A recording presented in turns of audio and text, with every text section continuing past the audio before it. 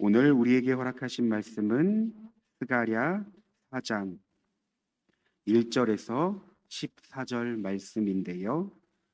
저희는 1절에서 6절까지 읽겠습니다. 스가랴 4장 1절에서 6절입니다. 내게 말하던 천사가 다시 와서 나를 깨우니 마치 자는 사람이 잠에서 깨어난 것 같더라. 그가 내게 묻되 내가 무엇을 보느냐.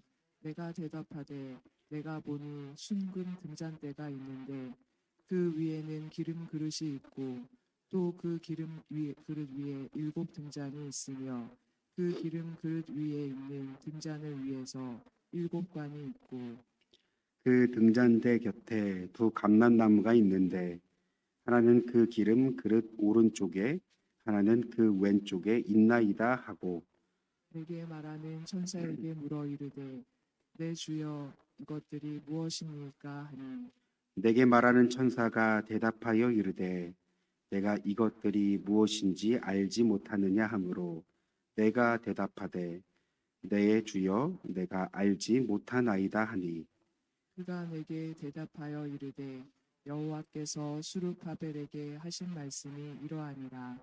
만군의 여호와께서 말씀하시되 이는 힘으로 되지 아니하며 능력으로 되지 아니하고 오직 나의 영으로 되느니라.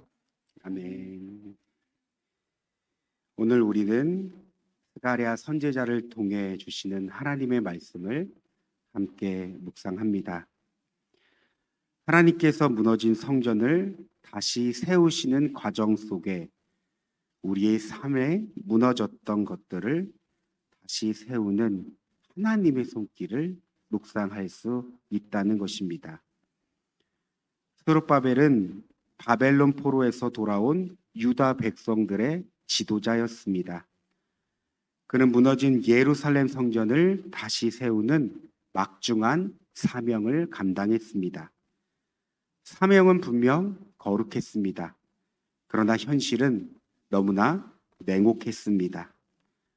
그 당시 성전은 완전히 무너져 있었고 사람들의 기대도 바닥이었습니다. 대적들의 방해는 거세였고 내부의 지지도 흔들렸습니다. 따라서 스룹바벨 역시 연약한 인간인지라 수없이 포기하고 싶었을 것입니다.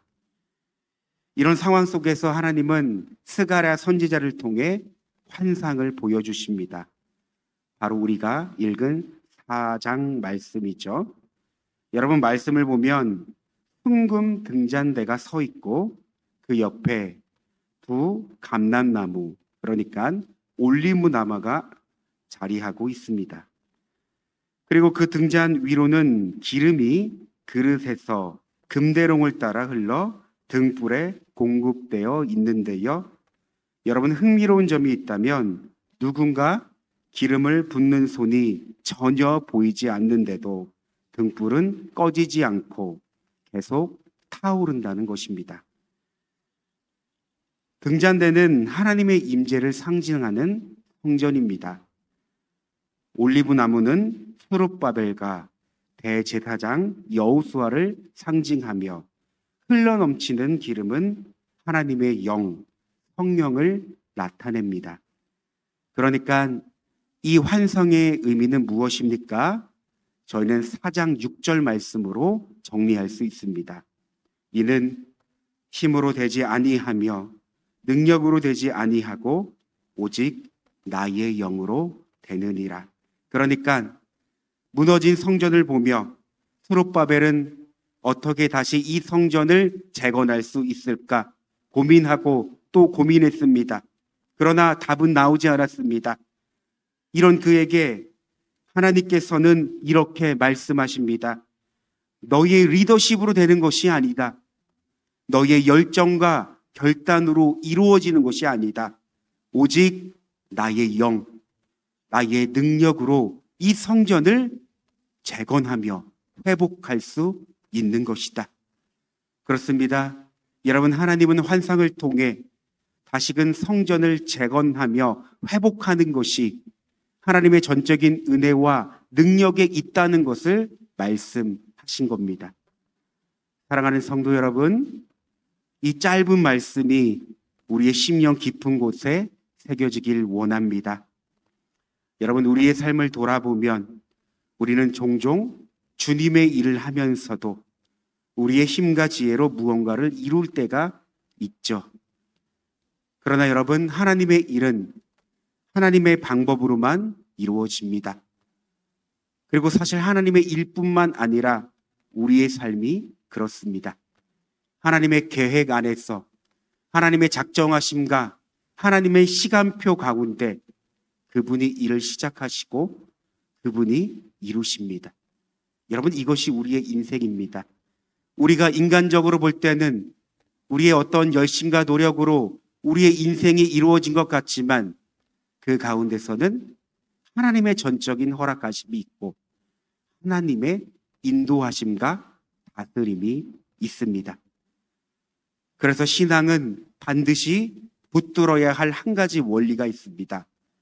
바로 신앙은 나로부터 시작되는 것이 아니라 하나님부터 시작되며 하나님에 의해 이루어진다는 것입니다.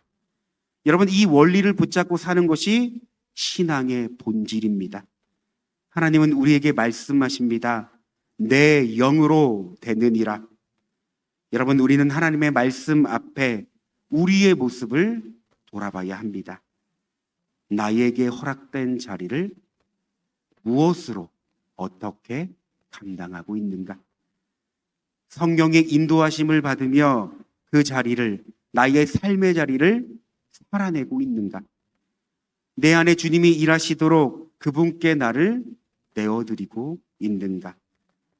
여러분, 신앙은 단순한 결심이나 윤리적 삶을 말하지 않습니다. 신앙은 하나님께서 부르시고 그 부르심 앞에 우리가 성령의 인도하심을 따라 반응하는 삶입니다. 더 분명히 말씀드립니다. 여러분, 우리는 성령 없이 신앙생활을 시작할 수도 유지할 수도 없습니다. 성령 없이 말씀을 이해할 수도 깨달을 수도 살아낼 수도 없습니다. 성령 없이 믿음으로 반응할 수도 없습니다. 성령 없이 하나님께서 주신 사명을 이룰 수도 없습니다. 이는 반대로 말하자면 성령 없는 우리의 신앙과 삶이 얼마나 위험한지를 알아야 한다는 것이죠. 그런데 우리는 얼마나 자주 우리의 생각과 경험이 주님보다 앞서도록 허용하고 있는지를 질문해 봐야 합니다. 어쩌면 감정과 느낌에 따라 주님의 일을 감당하고 주님의 은혜를 구하지 않는 우리의 모습이 있다면 여러분, 우리는 다시금 하나님의 은혜를 구해야 합니다. 저는 이번 청년부 단기 선교를 통해 성령의 일하심을 깊이 경험하는 시간을 가졌습니다. 먼저는 우리 사랑하는 성도님들이 저희 청년부를 위하여 기도해 주신 것 정말 감사합니다. 저희 청년부는 2박 3일 동안 150명의 몽골 아이들을 위하여 여름 성경학교를 진행했습니다. 짧은 시간이었지만 복음의 기쁜 소식을 전하고 하나님의 사랑을 흘려보내는 귀한 시간이었습니다. 그 가운데 주일에는 선교사님의 부탁으로 제가 현지 장년부 예배 설교를 맡게 되었습니다. 저는 한국에서부터 기도하며 어떤 말씀을 전해야 할까? 정말 이들에게 필요한 메시지가 무엇일까? 질문하고 고민하고 기도하며 겨우 15분 분량의 설교를 준비해 갔습니다. 그런데 현지에 도착해 보니 모든 것이 예상과는 너무나 달랐습니다. 물론 언어부터 시작했죠. 언어부터 분위기에 예배의 흐름도 제가 생각하고 준비한 방향과는 너무나 다르게 흘러갔습니다. 따라서 예배를 준비하는 내내 제 마음 안에 불안함과 두려움이 찾아왔습니다. 이런 질문이 들었습니다. 내가 준비한 이 설교가 정말 이들에게 복음이 될 수 있을까? 이들의 삶과 너무나 동떨어진 메시지는 아닐까? 혹시 내가 잘못 준비한 것은 아닐까? 하나님, 정말 이 메시지가 이들에게 필요한 것이 맞나요? 여러분, 순간 도망가고 싶었습니다. 왜냐하면 준비가 잘못되었다고 생각했기 때문입니다. 여러분, 저는 설교단에서 불안한 마음이 들 때 늘 도망가고 싶다는 생각을 합니다. 이 자리가 너무 크고 스스로의 힘으로 감당할 수 없는 것을 잘 알기에 두려움이 들곤 합니다. 바로 이와 같은 마음이 들기 시작했습니다. 그래서 설교 직전에 하나님께 은혜를 구하며 기도를 해야 되는데 이 설교 원고를 자꾸 고치고 또 고치고 또 고치고 그렇게 계속 고쳐갔습니다. 그러나 고칠수록 이 불안함과 두려움은 가시지 않았습니다. 이때 통역사 목사님이 저에게 다가왔습니다. 이 통역사 목사님은 몽골 분이셨는데 정말 한국말을 유창하게 잘 하셨습니다. 그래서 그분과 짧게 인사를 나눈 후 짧은 마음을 정말 짧게 털어놓았습니다. 목사님, 제가 설교를 준비했는데 마음이 참 불안합니다. 그 말을 들으시더니 이 저의 마음을 이해하셨는지 이렇게 말씀하시는 겁니다. 괜찮아요. 그래서 제가 여기 왔잖아요. 제가 가장 잘하는 일이 통역입니다. 이것을 위해 오늘 하나님께서 이 자리에 부르셨습니다. 그러니 성령께서 인도하시는 대로 담대하게 말씀을 전하십시오. 여러분, 이 목사님의 말씀을 듣는데요, 그 말씀이 주님의 음성처럼 들렸습니다. 그리고 하나님께서 한 말씀을 떠오르게 하셨습니다. 바로 선교를 준비하면서 약속의 말씀을 하나님께 받았는데 그 말씀이 떠오른 것입니다. 로마서 8장 26절입니다. 이와 같이 성령도 우리의 연약함을 도우시나니 우리는 마땅히 기도할 바를 알지 못하나 오직 성령이 말할 수 없는 탄식으로 우리를 위하여 친히 간구하시느니라. 사실 이 말씀은 설교뿐만 아니라 청년부를 이끌고 진행하는 선교 기간 내내 저를 붙잡아 주신 말씀입니다. 여러분, 선교 현장은 참 치열했습니다. 결과적으로는 감사하고 선하신 하나님을 경험했지만 그 과정은 결코 쉽지 않았습니다.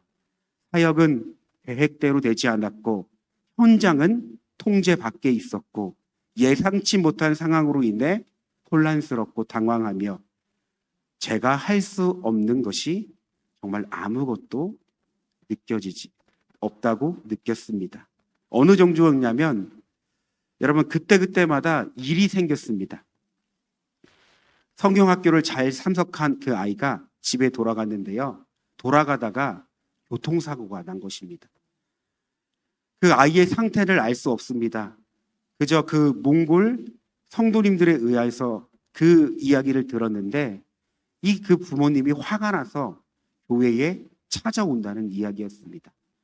그런데 여러분, 그 부모님이 교회로 와 경찰에 신고하는 순간 거기에 있는 이 외국인 선교사님을 포함해 저희는 추방을 당합니다. 그러니까 그 순간 정말 간절하게 청년들과 하나님의 은혜를 구했습니다. 또한 하루가 지나고 갑자기 성경학교에 성경학교에 참여한 아이의 부모님이 찾아와 저희가 예배를 드리고 있는데 교회 밖에서 그 아이를 막 두드려 팼습니다. 교회에 온다는 이유였습니다. 그 밖에 우리 청년 중에 하나가 화장실에 30분 동안 갇히는 일도 벌어졌고요.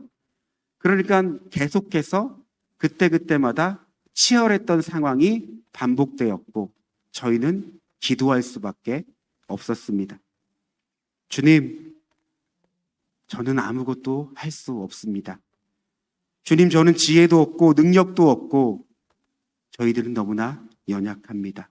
저에게, 청년들에게 이 자리 가운데 은혜를 주시옵소서. 그렇게 간절히 순간순간마다 기도했습니다. 여러분, 그런데 놀랍게도 그 연약함의 자리에서 성령님은 일하셨습니다. 저는 비록 무너졌지만 복음은 살아있었고, 저는 두려웠지만 성령님께서는 담대한 말씀을 전하게 하셨습니다. 저는 걱정과 불안 가운데 순간순간을 맞이했지만 성령님은 그 순간을 허락하셔서 하나님의 도우심을 구하게 했고, 전적으로 하나님을 의지하게 하셨습니다. 사랑하는 여러분, 오늘 말씀이 우리에게 다시 한번 들려오길 원합니다. 우리의 힘과 능력과 열심과 애씀으로 우리의 인생이, 우리의 신앙이 이루어지는 것이 아니라 오직 하나님의 은혜와 능력으로 우리의 인생과 삶이 진행되고 이루어지고 인도함을 받는다는 사실이 우리의 심령 가운데 다시 한번 새겨지길 원합니다. 여러분, 우리의 삶에는 무너진 성전과 같은 그런 삶의 자리는 없습니까? 부서진 관계, 깨어진 가정, 식어버린 신앙, 무너진 사명감. 여러분 보십시오. 혹시 그것을 여전히 내 힘으로 붙잡고 회복하려고 하지는 않습니까? 그러나 오늘 하나님께서는 우리에게 분명히 말씀하십니다. 이 모든 것을 다시 세우는 것은 결코 너의 힘으로 되는 것이 아니다. 오직 나의 영이 임할 때 다시 세워질 것이다. 오늘 하나님의 말씀이 무너진 우리의 심령과 삶을 향해 선포되는 회복의 메시지가 되길 소망합니다. 우리 다 함께 기도하겠는데요. 첫째, 성령 충만한 우리가 되게 하소서. 두 번째, 무너진 우리의 삶이 성령으로 다시 회복되는 은혜를 경험하게 하소서. 세 번째, 우리 환우들이 있죠. 하나님의 은혜가 필요합니다. 여러분, 간절히 이 세 가지 제목을 위하여 주님의 이름을 한번 부르고 기도하겠습니다. 주여, 사랑과 은혜가 충만하신 하나님, 오늘 스가랴 말씀을 통해서 하나님의 말씀을 다시 한번 묵상하며 그 진리를 다시 한번 깨닫게 하시니 감사합니다. 하나님, 우리가 믿음을 갖고 살아가는 것, 신앙을 가지는 것, 우리의 인생의 모든 것이 하나님의 은혜와 하나님의 영이신 성령으로 되어진다는 사실을 이 시간 다시 한번 고백하며 하나님의 은혜를 구합니다.